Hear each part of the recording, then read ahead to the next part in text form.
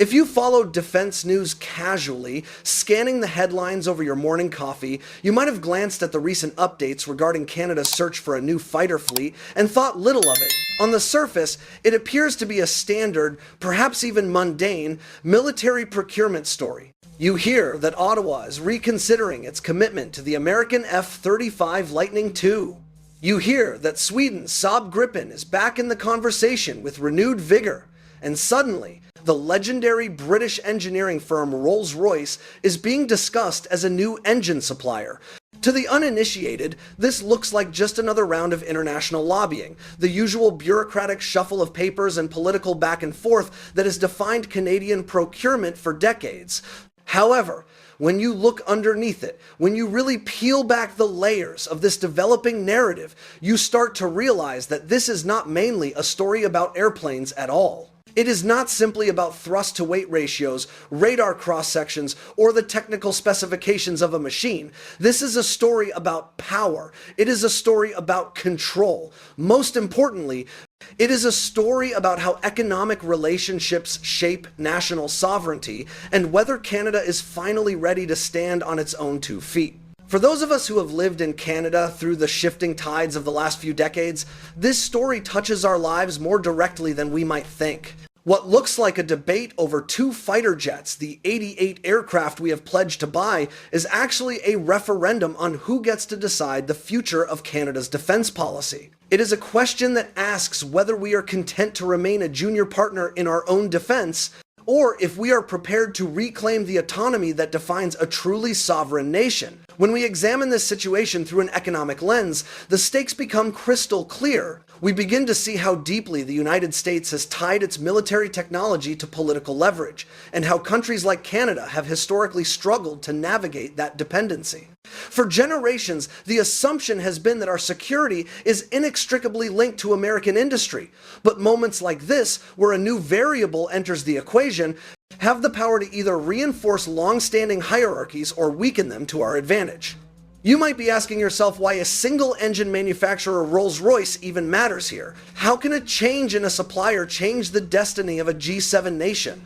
The answer lies in the fact that engines in modern defense procurement are not just machinery, they are instruments of policy. They are the heartbeat of the aircraft, yes, but they also determine who controls maintenance, who controls upgrades, who controls export rights, and in some critical cases, who controls whether a jet can even be deployed in certain geopolitical scenarios. These are not mere technical details to be buried in a contract. These are political choke points. To understand the magnitude of the opportunity now before us, we must lay out the situation as clearly as possible. Canada had already started down the road toward buying 88 American F-35 fighters, the flagship of the U.S. military-industrial complex. Billions of dollars had already been committed, and Washington fully expected Canada to fall in line, just as it has for decades. NATO officials saw it as the predictable outcome for a country that has historically aligned its military decisions with American expectations.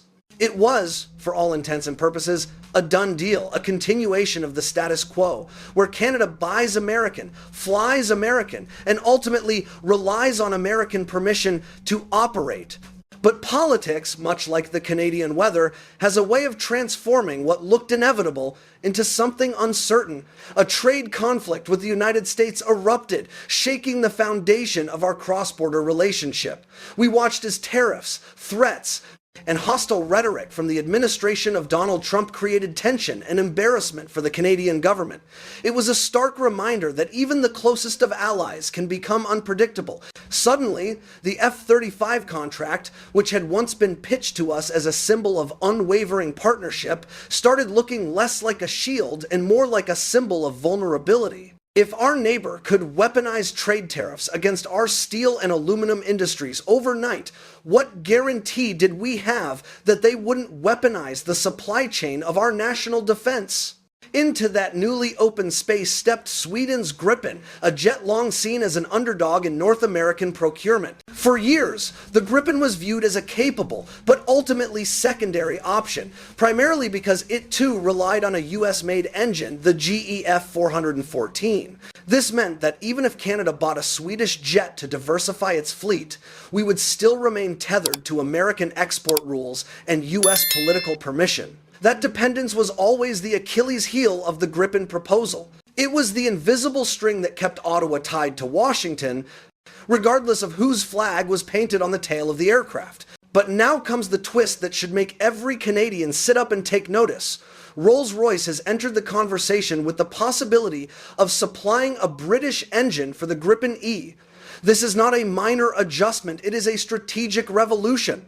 If this proposal moves forward, the Gripen becomes not just a competitor to the F-35 inches terms of performance or cost, it becomes a competitor in sovereignty. Think about what that means for a moment. If Canada flies a British-powered Gripen, it is no longer bound by US export controls. It does not need Washington's approval to maintain the aircraft, to upgrade its software, or to integrate new weapon systems. Its supply chain becomes insulated from US political swings and the whims of whichever administration happens to occupy the White House. In a world where American politics have become increasingly volatile, where tariff threats and America First policies can appear overnight, that kind of independence is not a luxury. It is a strategic asset of the highest order. This development speaks to a deeper yearning in the Canadian psyche, particularly for those of us aged 40 to 65 who remember a different era. We remember the stories of the Avro Arrow. We remember 1959. For decades, the cancellation of the Arrow has haunted our national imagination, not just as a loss of a beautiful aircraft, but as the moment we seemingly ceded our aerospace ambition to the United States. It dismantled an entire industry, scattered thousands of our brightest minds to NASA and other US firms, and fed a lingering sense of national loss that still sits just beneath the surface of our collective memory. Whenever Canadians hear talk of building advanced aircraft domestically, it is impossible not to think of that white bird that never truly got to fly. The Arrow wasn't just a jet, it was a symbol of what Canada could achieve independently: world-class technology, homegrown innovation, and a defense capability that was second to none. The prospect of the Rolls-Royce powered Gripen reawakens that dormant dream. Why? Because this isn't just about buying a plane off the shelf. Sweden's proposal involves manufacturing these fighters right here on Canadian soil. This is a moment where countries around the world, Canada included, are asking themselves a simple but profound question. Is it wise to place so much of their national defense, their industrial stability, and their political autonomy in the hands of a single superpower? Canada's geographic reality only deepens the stakes. We are the second largest country on Earth, with a coastline that is the longest in the world and an Arctic territory that is becoming increasingly contested. No other Western country has to defend such vast Arctic territory with such extreme temperatures. Our jets must take off from icy runways in Inuvik or Iqaluit, fly enormous distances without constant aerial refueling, and survive conditions that push machines to their absolute limits. Sweden, a northern nation itself, designed the Gripen precisely for that kind of environment. It was built for dispersed operations, capable of taking off from highway strips and being serviced by a small crew of conscripts in the middle of a frozen forest. But what made it complicated for Canada in the past, what kept it tied to US oversight, was that American engine. A British engine breaks that chain. And that shift is not some small technical improvement. It rewrites the rules of who has influence over Canadian defense strategy. That is why the debate between the F-35 and the Gripen has escalated so rapidly. It is because this isn't only about technology, or cost overruns, or maintenance schedules. This is about who Canada wants to be in a shifting geopolitical landscape. Do we want to repeat the patterns of dependence that dominated the last century? Do we want to lock ourselves into a system where we are merely a client state, paying billions for the privilege of accessing a supply chain we do not control? Or do we want to begin writing a different story for the next century? A story where Canada stands as a partner, certainly, but an independent one capable of making its own decisions, servicing its own fleets, and charting its own course through the turbulent skies of the 21st century. Now, to understand how we got here, we have to look at the long arc of Canada's relationship with the United States. For decades, The economic logic of North American defense has been remarkably simple, perhaps deceptively so. The US builds the most expensive and technologically ambitious platforms, and its closest allies buy them. The allies get advanced capabilities, and the US gets something far more important than money. It gets influence. It gets dependency. It gets the ability to shape the policies and strategic decisions of partner countries without ever having to say it openly. You might think of it as a kind of insurance policy for American geopolitical leadership. But from the perspective of a country like Canada, it is also a constant reminder that autonomy has a price. Every time Canada buys an American system, it is also buying a degree of American oversight. The F-35 program is the clearest example of that dynamic. It was marketed to us as an affordable, future-proof solution, a joint strike fighter that would unify the West. But the reality turned out very differently. Costs rose far beyond early projection. Maintenance became a long-term burden that would stretch well into the 2072. And the jet's stealth capabilities, while undeniably impressive and vital for certain first-day-of-war scenarios, come with massive logistical demands. You, as a taxpayer or a worker, may never step foot inside one of these aircraft. You may never see the inside of a cockpit or feel the G-forces of a supersonic turn. But make no mistake, you will pay for it. You will pay for it through government budgets that prioritize foreign procurement over domestic investment. You will pay for it through industrial trade-offs, where Canadian companies are relegated to supplying parts rather than building systems. And you will pay for it through the opportunity costs of public money that could have gone somewhere else, to healthcare, to infrastructure, or to revitalizing our own manufacturing sector. That is the economic truth behind all large defense purchases. They are not just technical choices. They are fiscal and structural choices that shape a country's manufacturing base, its workforce, and its political economy for decades. Now, imagine this happening at the same moment when US-Canada relations are being tested by trade conflicts and political divergence. Tariffs are being threatened on our lumber and steel. Public insults have been traded across the border. American political volatility is spilling over, affecting everything from investment flows to border security. In that environment, any responsible government in Ottawa is going to ask itself whether locking in tens of billions of dollars with a single supplier, one whose leadership has proven unpredictable, is a wise decision. That is the backdrop that made the Gripen rise from a long shot to a serious contender. But there is another layer here that I want you to think about, a layer that speaks to the very heart of our national identity. Defense procurement is not only about buying machines, it is about building industries.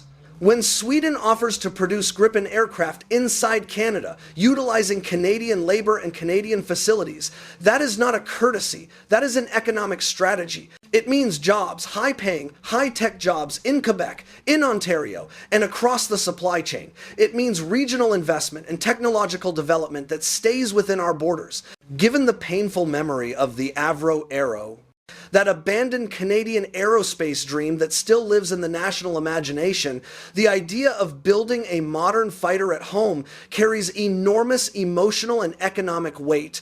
It feels like a moment to reclaim something that was lost in 1959.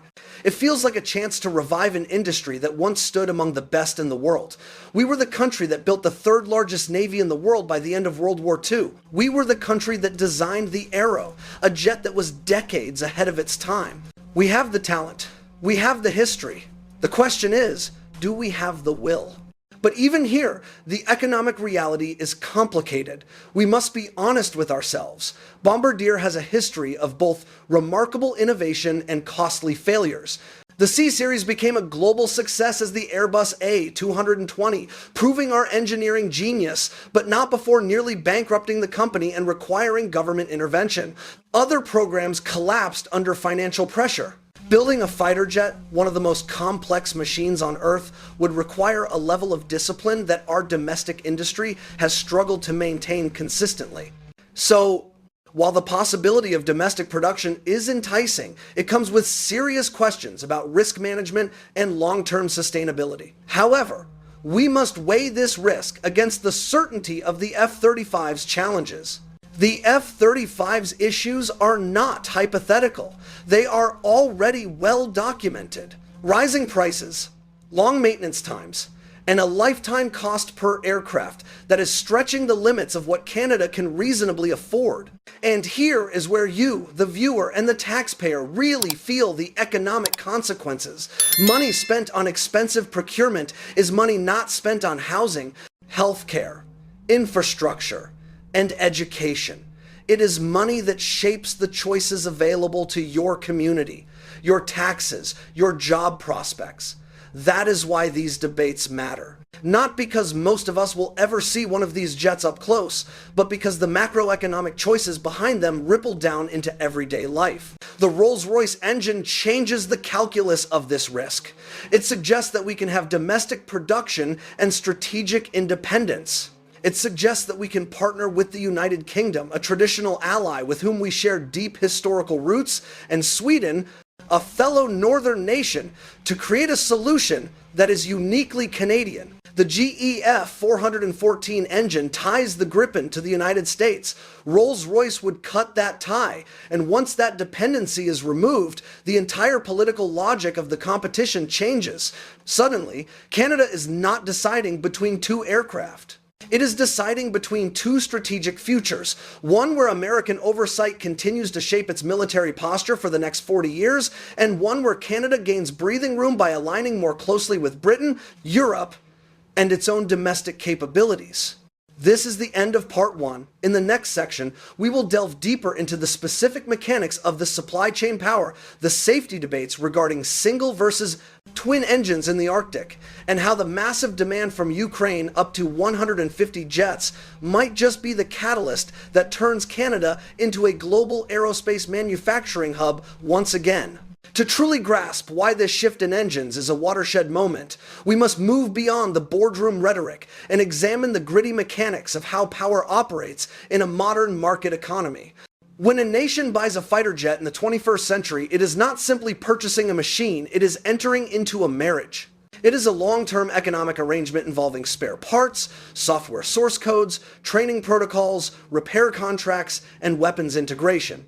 The seller controls the flow of these vital components. And as any student of history or economics can tell you, that control is worth far more than the sticker price of the aircraft itself. Think of it in terms that every Canadian homeowner or car owner understands. If you buy a high-end luxury vehicle, the dealership might make a modest profit on the initial sale. But the real revenue and the real control comes from the years of proprietary servicing, the specialized diagnostic computers that only they possess, and the parts that must be shipped from their factory. You cannot take that car to your local mechanic. You are tethered to the dealer. Now multiply that logic by several $billion and add the weight of geopolitical leverage on top of it. That is the business model of the modern military-industrial complex. So, when Ottawa considers the F-35, what it is really considering is a decades-long dependence on American supply chains and American intellectual property. This is why the United States pushes so aggressively for its allies to join the program. Every country that invests in F-35 components becomes economically and militarily integrated into U.S. defense policy. It is not simply about selling jets. It is about maintaining an ecosystem where American companies, American regulations, and American diplomacy sit at the absolute center. From Washington's perspective, this is brilliant statecraft. It ensures that any country flying the F-35 is deeply woven into U.S. military priorities, whether they fully realize it or not. Now, contrast that with the vision of a Rolls-Royce powered Gripen. Suddenly, the United States loses those levers of control. Sweden gains autonomy over its exports. Britain gains a significant foothold in an aerospace industry long dominated by the U.S. giants. And most importantly, Canada gains the ability to make sovereign decisions about its air fleet without waiting for a stamp of approval from the State Department in D.C. That is why the engine question matters so profoundly. A change in the manufacturer is not just an engineering decision, it is a shift in political gravity. It moves the center of our strategic world from a unipolar dependence on Washington to a multilateral partnership with Europe and the Commonwealth. Let us also look at how this plays out in the real-world economics of our specific geography. The F-35 requires a complex, heavy infrastructure for operations, specialized climate-controlled hangars, expensive maintenance equipment, highly trained technicians with specific security clearances, and constant connection to the A-list logistics network. All of that means astronomical long-term costs, and those costs are passed directly to you, the taxpayer. Meanwhile, the Gripen was built for a different philosophy, one that resonates deeply with the Canadian reality. Sweden designed it for the cold. They designed it for dispersed bases, hidden in forests and remote roadways, anticipating a scenario where major air bases might be destroyed in the first hours of a conflict. A small crew of conscripts, led by a single technician, can replace the engine in under an hour, outdoors in the snow. It can take off from short, icy roads. It requires far less maintenance per flight hour. These are not small technical differences. They reflect two totally different economic models of air defense. One is centralized, high cost, and technologically layered, a Ferrari approach suited for projecting power globally. The other is decentralized, flexible, and affordable, a Land Rover approach suited for defending a vast, rugged homeland. For a country like Canada, with tight budgets and an Arctic frontier that stretches beyond the horizon, the economic structure of the Gripen fits our reality more naturally than the demanding ecosystem of the F-35. However, the debate is never one-sided, and we must address the safety argument that F-35 supporters wield with great effect. They argue that the Gripen is a single-engine aircraft, and that for Arctic patrols, 2 engines are safer than 1. It is a valid concern that resonates with anyone who has driven a car on a lonely winter highway, but the F-35 is also a single-engine aircraft. The difference is that its entire design is built around minimizing risk through layers of high-end technology and remote monitoring. Critics of the Gripen argue that when you are flying over frozen seas in the dead of winter, hundreds of kilometers from the nearest settlement, a backup engine offers psychological and practical reassurance. Yet, since neither of the primary contenders offers a twin-engine design, the debate shifts to reliability versus redundancy. The Gripen's proponents argue that it has an exceptional safety record and, crucially, its simplicity makes it less prone to the complex system's failures that can ground more advanced jets. Here again, the economic dimension appears. Safety is not just a technical choice, it is a budget choice. Twin-engine fighters are significantly more expensive to build, fuel, and maintain, so countries must weigh the cost of redundancy against the probability of failure. This is how capitalism shapes military decisions. It turns safety into a cost-benefit calculation. It turns sovereignty into a supply chain issue, and it turns industrial development into a bargaining chip. And then we reach the political tension that makes this moment so volatile. When Donald Trump escalates a trade war with Canada, imposing tariffs on steel or aluminum, it does not just affect commodity prices. It affects how Canada evaluates the reliability of the United States as a long-term partner. If tariffs can be used as political weapons to force concessions on dairy or lumber, then so can export controls on jet engines or mission software. The mere possibility of that creates a rational incentive for Canada to explore alternatives. This is not anti-American sentiment. This is prudent risk management.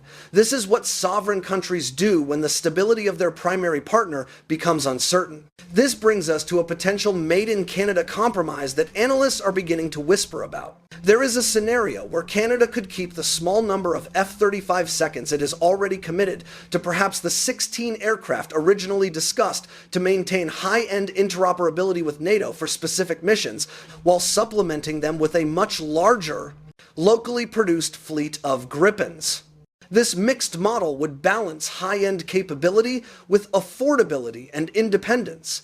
It is a strategy that attempts to satisfy NATO expectations while acknowledging domestic political and economic constraints. And it reflects a growing recognition that no single supplier, not even the United States, should hold all of the keys to a country's defense posture. But as we zoom out from these technical debates, I want you to see the wider implications that stretch far beyond a procurement review. What is unfolding in Canada is part of a larger realignment happening across the Western world.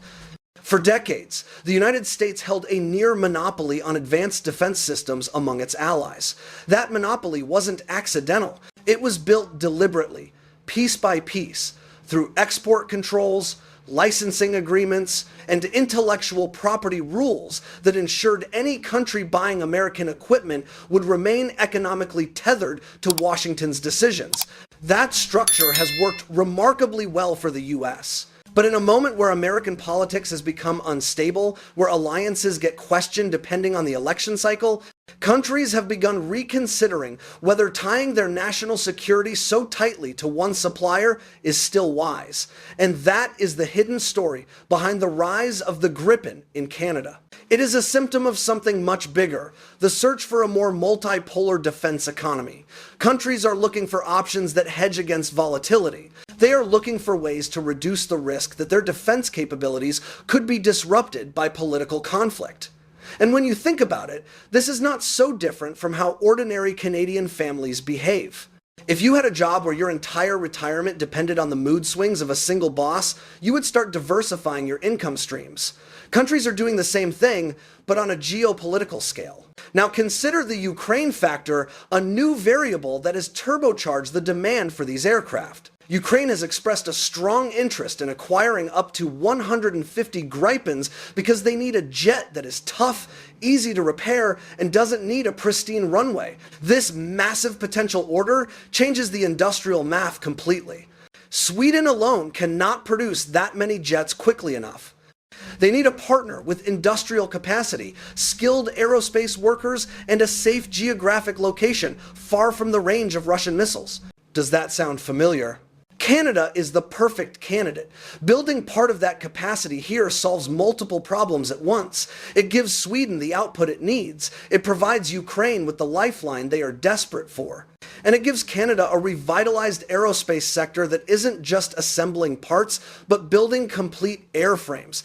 This is the kind of alignment that rarely happens by accident. It reflects a broader pattern in global capitalism, where production moves to places that satisfy both political and economic constraints at the same time. For Prime Minister Justin Trudeau, or perhaps a future Prime Minister Mark Carney, the decision is fraught with competing pressures.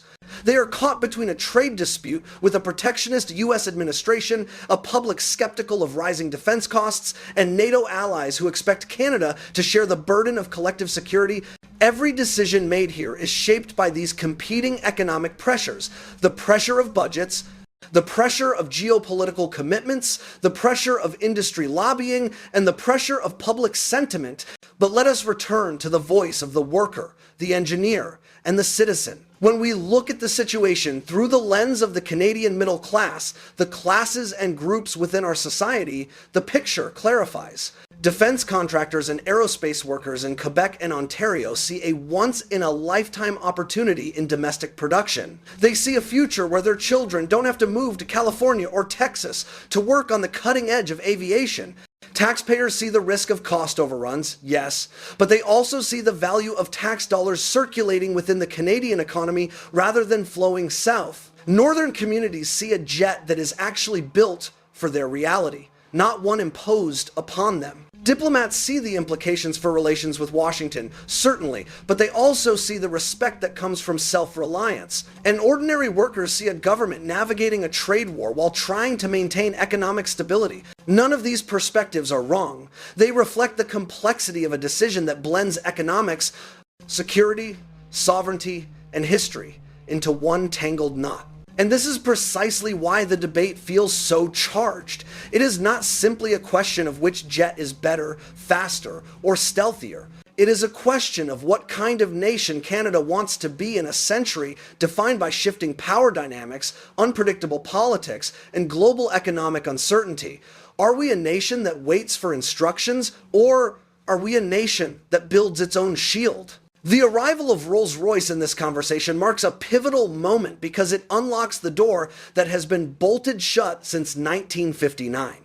It signals that alternatives exist. It signals that the US no longer has uncontested dominance over our strategic choices. And it signals that Canada has options, real, viable options in shaping its own future.